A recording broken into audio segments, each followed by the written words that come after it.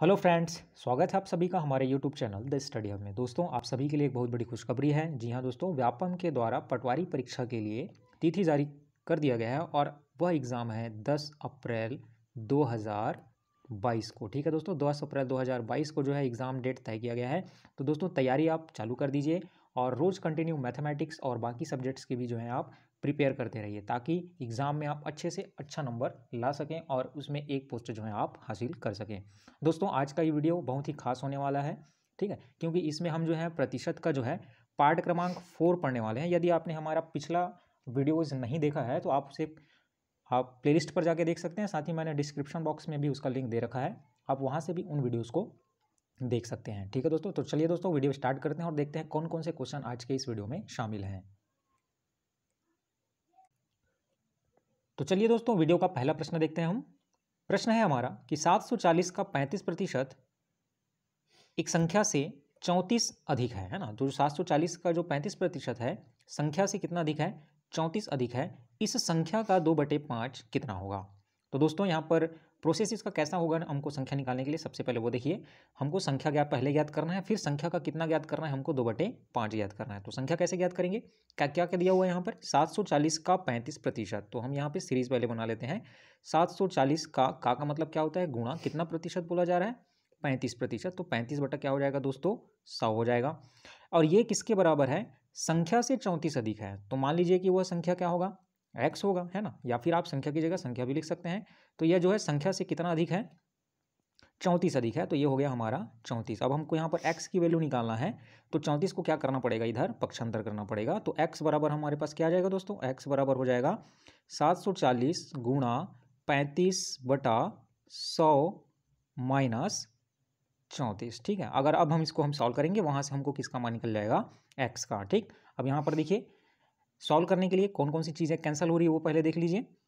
0 से 0 कैंसिल हो गया, है ना। 5 सत्ते 35 और 5 दूना 10, 2 बार में कैंसिल हो जाएगा। अब यहाँ पर से 2 और 74 फिर कैंसिल हो रहे हैं, तो 2 एकम 2, 2 तिया 6 और 2 सत्ते 14, कितना आएगा दोस्तों? 37। और इधर क्या बचा है? 7 बचा हुआ है। अब 37 और 7 को हम दोनों को क्या करेंगे? गुणा करेंगे। तो ये हो गया हमारा 37 गुणा 7। जब 37 और 7 को गुणा करेंगे दोस्तों, तो हमारे पास कितना आएगा? 259। ठीक है, तो संख्या हमको पता चल गया कि कितना आएगा संख्या हमारा? 259 आएगा। अब इस 259 का हमको कितना निकालना है? 2/5। तो 259 का हमको क्या निकालना पड़ेगा? 2/5 निकालना पड़ेगा। तो का मतलब क्या होता है? गुणा होता है। तो ये हो गया हमारा 259 और गुणा करके हम क्या करेंगे? 2/5। और इसको जब हम सॉल्व करेंगे दोस्तों, तो हमारे पास पॉइंट में आता है आंसर कितना? 103.6। आप वहाँ पर आंसर देख लीजिएगा, अगर आंसर भिन्न में है तो हम आंसर कौन सा लेंगे? भिन्न वाला लेंगे। हमको दशमलव में निकालने की आवश्यकता नहीं पड़ेगी। लेकिन अगर आंसर जो ऑप्शन में अगर पॉइंट वाला दिया हुआ है, तो अब तब हमको पॉइंट वाला आंसर क्या करना पड़ेगा? निकालना पड़ेगा। बहुत ही आसान सा ट्रिक था दोस्तों ये बनाने का।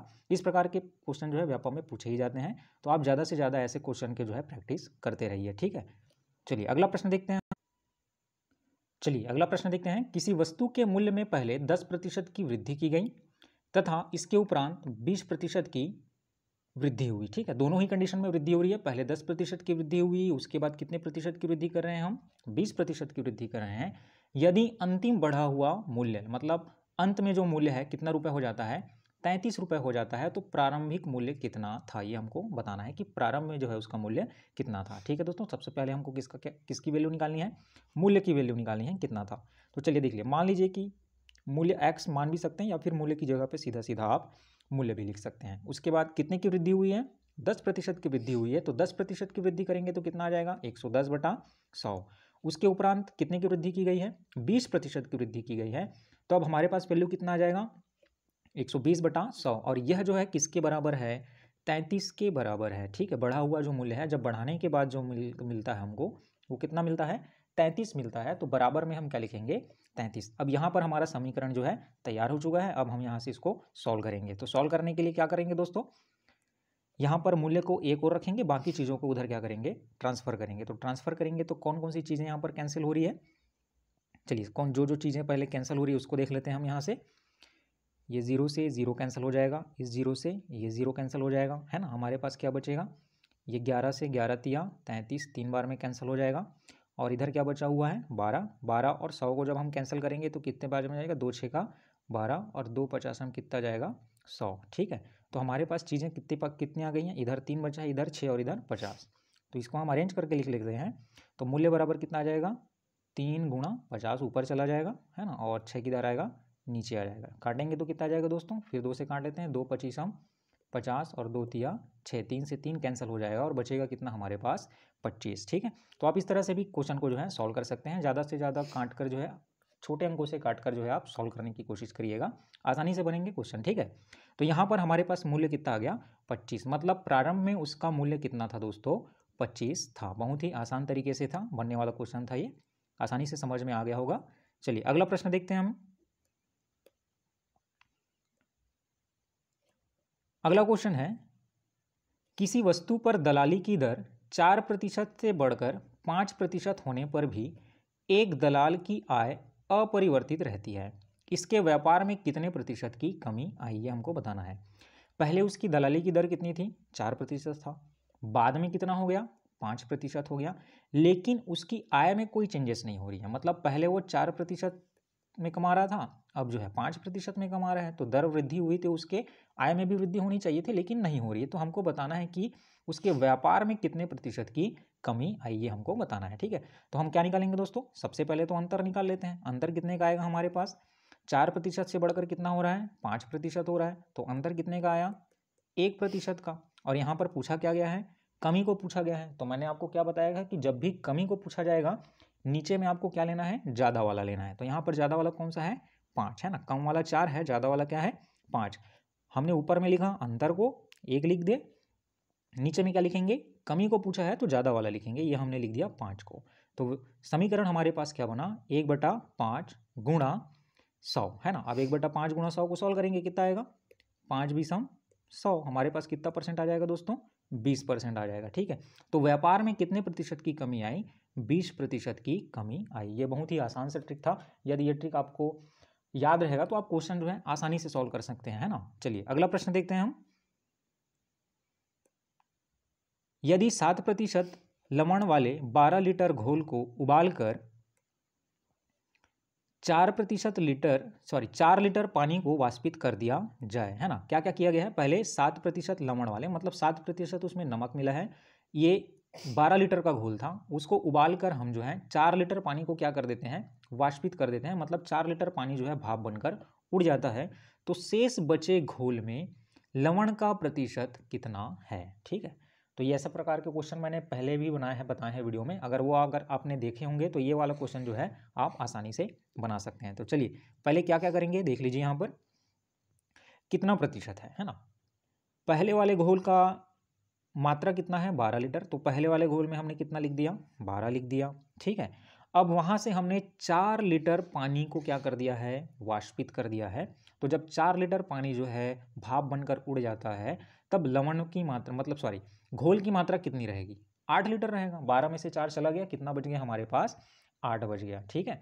अब मैंने क्या बताया था दोस्तों कि जिस चीज़ की कमी हो रही है या फिर वृद्धि हो रही है, जिसको मिलाया जा रहा है या फिर जिसको घटाया जा रहा है ना, हटाया जा रहा है, उसको हम जो है कैलकुलेशन में नहीं लेते हैं, है ना। तो यहाँ पर जैसे पानी वाष्पित हो रहा है, मतलब पानी जो है बाहर निकल रहा है, तो इसको हम कैलकुलेशन में नहीं लेंगे। तो हम किसको किसको लेंगे, चलिए पहले कितना प्रतिशत था 7% है ना, 7% और 12 है ना, इन दोनों को क्या करेंगे अपन गुणा कर देंगे। तो ये हो जाएगा 7 गुणा, अब पहले ही जो था और बाद में था, है ना, इन दोनों का अनुपात 12/8, इसको हम क्या कर देंगे सॉल्व कर देंगे। तो जो बचे हुए घोल में जो हमारे लवण की प्रतिशत जो है निकल जाएगा, ठीक है। सॉल्व करेंगे इसको तो किससे कटेगा, काटने के बाद हमारे पास आएगा कितना 10.5। आंसर आपका भिन्न में भी आ सकता है, ये जो हमारे ऑप्शन के ऊपर डिपेंड करता है कि आप किस में लेंगे, भिन्न में लेंगे कि मिश्र भिन्न में लेंगे या फिर पॉइंट में लेंगे, ठीक है। तो यहाँ पर हमारे पास आंसर कितना आया है 10.5%, ठीक है दोस्तों।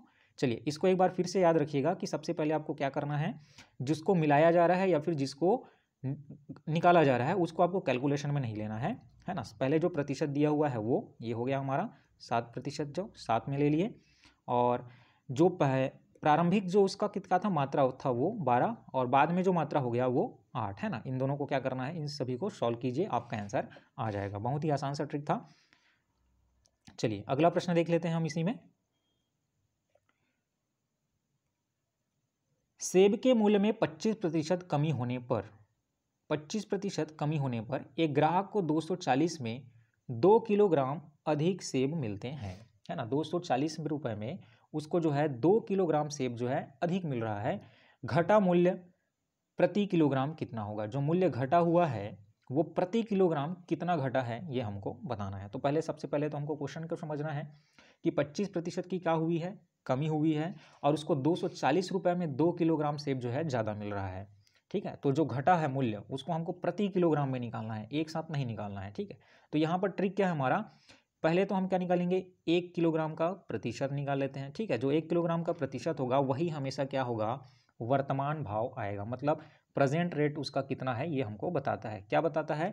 1 किलोग्राम का प्रतिशत, 1 किलोग्राम का हम प्रतिशत निकालेंगे।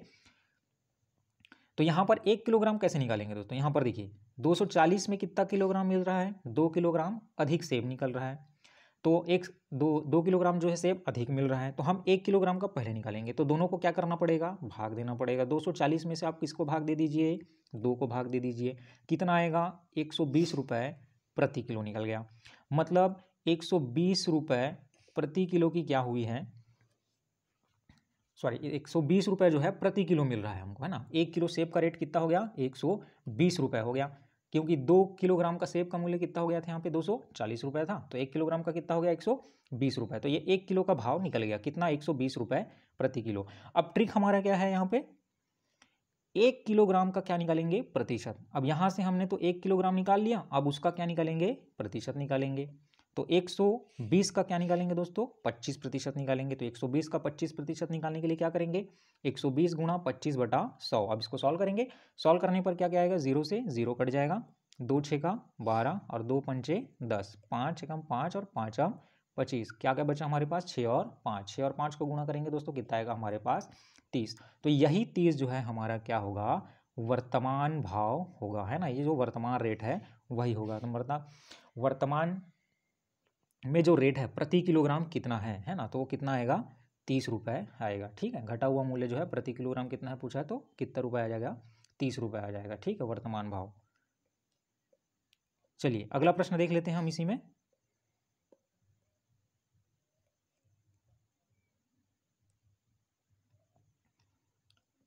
एक परीक्षा में 42% अभ्यर्थी गणित में तथा 52% अभ्यर्थी अंग्रेजी में अनुत्तीर्ण हुए। 42% गणित में हुए, 52% अंग्रेजी में हुए, क्या हुए, अनुत्तीर्ण हुए, ठीक है। यदि 17% अभ्यर्थी दोनों विषयों में अनुत्तीर्ण हुए तथा दोनों विषयों में 6900 अभ्यर्थी जो हैं उत्तीर्ण हुए, तो कुल अभ्यर्थियों की संख्या कितनी है, ये हमको क्या करना है, बताना है कि टोटल अभ्यर्थी कितने हैं, ठीक है दोस्तों। तो सबसे पहले यहाँ पर हम इसके लिए क्या बना लेंगे, एक सर्कल बना लेंगे और क्या क्या दिया हुआ है उसको हम निकाल लेते हैं, ठीक है। 42% अभ्यर्थी किस में हुए हैं, मैथ्स में फेल हुए हैं, तो ये हो गया हमारा मैथ्स वाला, गणित में फेल हुए। अंग्रेजी में अनुत्तीर्ण होने वाले कितने हैं, 17%, सॉरी 52% जो है अंग्रेजी में है, तो ये हो गया हमारा इंग्लिश के लिए कितना प्रतिशत, 52%, तथा 17% अभ्यर्थी दोनों विषयों में अनुत्तीर्ण हुए हैं, तो जो दोनों में फेल हुए हैं वो कितने हैं, 17% जो है दोनों में फेल हो रहे हैं। तो यहाँ पर हम टोटल परसेंटेज निकालेंगे पहले तो चलिए टोटल परसेंटेज निकाल लेते हैं, कितना होता है हमारे पास। तो सभी को हम क्या कर देंगे, जोड़ देंगे, जोड़ने पर कितना आएगा हमारे पास, 42%, 52% और यहाँ पर जो यहाँ पे जो कॉमन था, जो दोनों में मिलाकर फेल हो रहे थे, उसको माइनस करना पड़ेगा। मैथ्स वाले को और इंग्लिश वाले को दोनों को क्या करेंगे, हम जोड़ेंगे, और जो दोनों में कॉमन है उसको क्या करेंगे, माइनस करेंगे। तो दोनों को माइनस करने पर कितना आ जाएगा दोस्तों हमारे पास, 77%। देखिए 42 और 52 को जोड़े, हमारे पास आ गया 94, 94 में से 17 को क्या कर दिए, घटा दिए, कितना आ गया हमारे पास, 76% आ गया। तो यहाँ पर जो कुल फेल हुए हैं, है ना, वो कितना आ गया, फेल वालों की संख्या कितनी है, 77 है। फेल वालों की संख्या 77 है, तो पास वालों की संख्या कितनी होगी दोस्तों, 23 होगा। जब 77 जो हैं क्या हुए हैं, फेल हुए हैं, तो पास वालों का प्रतिशत कितना आएगा, 23% आ जाएगा। अब यहाँ पर देखिए क्वेश्चन हमारा ये बोल रहा है कि पास वालों की संख्या कितनी है, उत्तीर्ण जो हुए हैं, है ना, यहाँ पर बोल रहा है जो 6900 अभ्यर्थी जो है उत्तीर्ण हुए हैं, मतलब जो हमारे पास पास हुए हैं उनकी संख्या दी हुई है। तो हमने पहले प्रतिशत तो निकाल लिया कि कितने प्रतिशत जो हैं स्टूडेंट पास हुए हैं, कितने प्रतिशत स्टूडेंट पास हुए हैं, 23% स्टूडेंट जो है पास हुए हैं, ठीक है। और ये 23% जो है किसके बराबर है, 6,900 के बराबर है, ठीक है। ये 6,900 के बराबर है। अब हमको इसका क्या निकालना है, परसेंटेज निकालना है। जब 23% बराबर कितना है, 6,900 है ना, तो हमारे पास 1% बराबर कितना होगा। तो हम क्या करेंगे दोस्तों, 6,900 को किससे भाग दे देंगे, 23 से भाग दे देंगे, ठीक है। और 23 से भाग देंगे तो हमारे पास कितना आएगा, 300 आएगा, ठीक है। 1% बराबर जब 300 है तो 100% बराबर कितना होगा, 300 को हम किससे गुणा कर देंगे, 100 से गुणा कर देंगे और हमारे पास वैल्यू कितनी आ जाएगी, 30,000 आ जाएगी, ठीक है। तो वहाँ पर जो विद्यार्थियों की संख्या जो है, नंबर ऑफ स्टूडेंट हैं, कितने हैं, 30,000 हैं, ठीक है। चलिए, उम्मीद करता हूँ कि क्वेश्चन आपको समझ में आ गया होगा। अगर कहीं प्रकार किसी भी प्रकार का कहीं पर अगर आपको डाउट होगा तो आप मुझे नीचे कमेंट बॉक्स पे बता सकते हैं, मैं उसको सॉल्व करके आपको बताऊंगा कि किस प्रकार से वो आया है, ठीक है। तो यहाँ पर था क्वेश्चन, कैसे बना आपको समझ में आ गया होगा, ठीक है। ये था हमारा क्वेश्चन। चलिए अगला प्रश्न देख लेते हैं इसी में।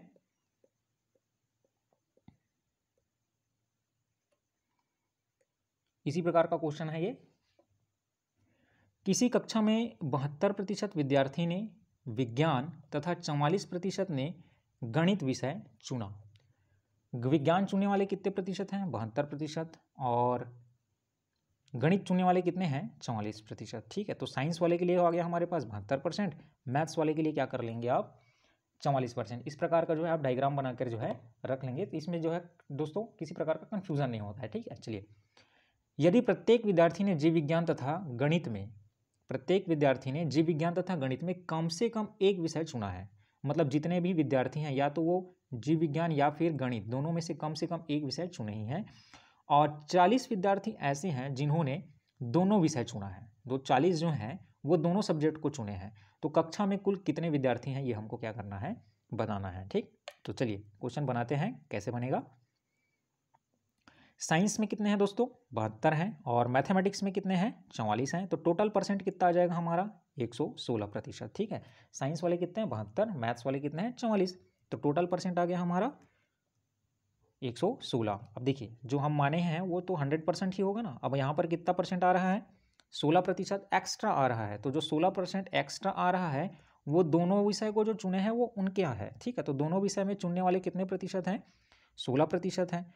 तो दोनों विषय को जो चुनने वाले हैं उनका प्रतिशत है 16, जबकि संख्या दिया हुआ है कितना, 40 विद्यार्थियों ने दोनों विषय को चुना है, ठीक है। यहाँ पर बताया गया था क्वेश्चन। तो 16% जो है किसके बराबर है दोस्तों, 40% के बराबर है। तो 1% कितने के बराबर होगा, तो 1% हम निकाल लेंगे, तो 40 बटा क्या हो जाएगा, 16। तो 1% बराबर कितना आ गया, 5/2 आ गया। अब जब 1% निकाल लिए तो हम कितना परसेंट निकाल लेंगे, 100% निकाल लेंगे, ठीक है। तो 100% निकालेंगे तो 5/2 का किससे गुणा हो जाएगा, 100 से गुणा हो जाएगा। अब 5/2 का हमने 100 से गुणा किया, कितना आ गया हमारे पास, 250, ठीक है। ये हो गया 2 एकम 2, 2 पंचे 10 और 0 का 0। 50 का हम 5 से गुणा करेंगे तो 5 हम 25, 250। 250 जो हमारा क्या होगा, आंसर होगा। मतलब कुल कितने विद्यार्थी थे वहाँ पर, 250 जो हैं क्या थे, विद्यार्थी थे। ये हमारा क्या है, आंसर है। बहुत ही आसान सा था दोस्तों। पहले यहाँ पर आप देख लीजिएगा कि क्वेश्चन में नंबर किसके दिए हुए हैं ना। जैसे यहाँ पर नंबर के लिए यहाँ पर हमारे पास क्या दिया हुआ है, 40 विद्यार्थी दिए हुए हैं, जबकि किसके लिए है, ये दोनों विषय के लिए हैं। तो हम दोनों विषय का पहले परसेंट निकालेंगे, उसके बाद संख्या दिया हुआ है वहाँ से हम क्या निकालेंगे, 1% निकालेंगे, फिर 1% निकल जाएगा, फिर हमको कितना परसेंट निकालना है, 100% निकालना है। ये इस बनाने का क्या है, तरीका है ऐसे क्वेश्चंस को, ठीक है। चलिए अगला प्रश्न देखते हैं हम। चलिए नेक्स्ट क्वेश्चन है हमारा, किसी विद्यालय में लड़के तथा लड़कियां 3:2 के अनुपात में हैं। लड़के और लड़कियां कितने अनुपात में हैं, 3:2। मतलब लड़के हैं 3 और लड़कियां कितना मान लेते हैं, 2।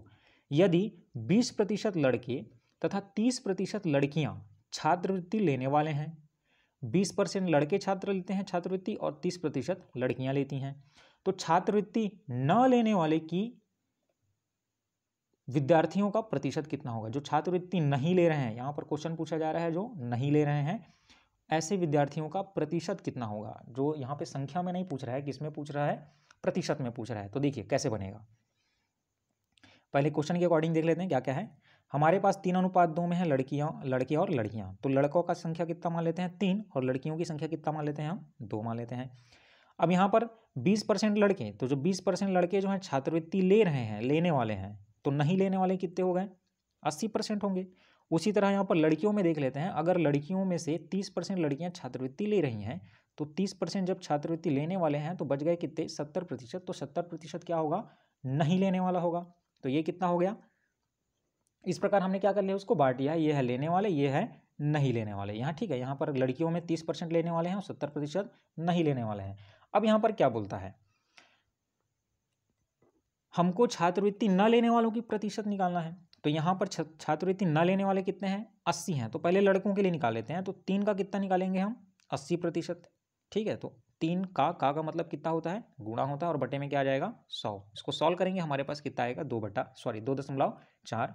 उसी प्रकार यहाँ पर लड़कियों में ना लेने वालों की संख्या निकालेंगे तो कितना आ जाएगा, 2 का कितना प्रतिशत, 70%। तो हमारे पास वैल्यू कितनी आ जाएगी, 1.4। ठीक है, आप उसको भिन्न भी निकाल सकते हैं दोस्तों, कैलकुलेशन कर सकते हैं। मैं केवल यहाँ पर एक तरीके के रूप में आपको बता रहा हूँ कि किस प्रकार से बनाना है आपको। ठीक है, तो ये हो गया, 3 का कितना निकाल लिए, 80%, कितना आ गया, 2.4। उसी तरह 2 का निकाल लिए कितना परसेंट, 70%, कितना आ गया हमारे पास, 1.4 आ गया। अब यहाँ पर आपको क्या करना है, जो हमको छात्रवृत्ति नहीं लेने वाले का प्रतिशत निकालना है, तो यहाँ पर टोटल प्रतिशत कितना आ गया नहीं लेने वाले का। यहाँ पर बॉयज़ में 2.4 जो है नहीं ले रहे हैं और यहाँ पर गर्ल्स में 1.4% जो है नहीं ले रहे हैं। तो कुल नहीं लेने वाले कितने आ गए, 2.4 और 1.4, दोनों को हम क्या कर देंगे, जोड़ देंगे। तो जोड़ेंगे तो कितना आ गया हमारे पास, 3.8 है ना। ये हमारे पास 3.8% जो है विद्यार्थी जो हैं छात्रवृत्ति नहीं ले रहे हैं। ठीक है, अब यहाँ पर तो हमने परसेंटेज में ये अनुपात से निकाला था, अब इसका हमको कुल परसेंट निकालना पड़ेगा कि कुल कितने प्रतिशत जो हैं मतलब विद्यार्थी हैं छात्रवृत्ति नहीं ले रहे हैं। क्योंकि यहाँ पर 2.4 और 1.4 जो है केवल यहीं से लड़के और लड़कियों को मिलाकर निकाला है ना, निकाला गया है 3.8। अब हम पूरे के लिए निकालेंगे कंबाइंड। ठीक है, तो कितना आ जाएगा हमारे पास, देखिए यहाँ पर कितना आया नहीं लेने वाले के लिए 3.8 और टोटल कितना आ रहा है लड़के और लड़कियों का मिला के 5 आ रहा है, 3 और 2 5। तो कितना हो गया हमारे पास 3.8/5। और इसका क्या निकालना है अपने को, परसेंट निकालना है। तो परसेंट निकालने के लिए गुणा क्या कर देंगे, 100 कर देंगे। अब इसको हम सॉल्व करेंगे दोस्तों, तो सॉल्व करने पर हमारे पास वैल्यू कितनी आती है, 76 आती है। ठीक है, जैसे ही आप दशमलव को हटा देंगे, ठीक है, 3.8 का क्या हो जाएगा 3/10, गुणा में क्या है हमारा 5 और यहाँ पर पूरे के साथ गुणा में क्या आ जाएगा 100 आ जाएगा। ठीक है, यहाँ पर हम सॉल्व करेंगे, हमारे पास वैल्यू कितनी आ जाएगी 76। तो 76% जो विद्यार्थी हैं है ना वो छात्रवृत्ति नहीं लेने वाले हैं। अगर इस प्रकार के क्वेश्चन आए तो दोस्तों आपको ऐसे ही बनाना है। शॉर्ट ट्रिक से है ये हमारा। पहले लड़कों के लिए हम निकालेंगे लेने वाले और नहीं लेने वाले, उसके बाद लड़कियों के लिए निकाल लेंगे। ठीक है, लेने वाले और नहीं लेने वाले। फिर वहाँ से अगर लेने वालों का दिया रहता है तो हम लेने वालों का निकालते हैं ना, यहाँ पर लेकिन किसका दिया हुआ है, नहीं लेने वालों का पूछ रहा है तो हम किसको निकालेंगे, नहीं लेने वालों का जो है मात्रा निकालेंगे और उसके बाद टोटल करके जो पहले अनुपात दिया हुआ है वहीं से निकाल देंगे। ठीक है दोस्तों, तो उम्मीद करता हूँ कि क्वेश्चन आपको समझ में आ गया होगा।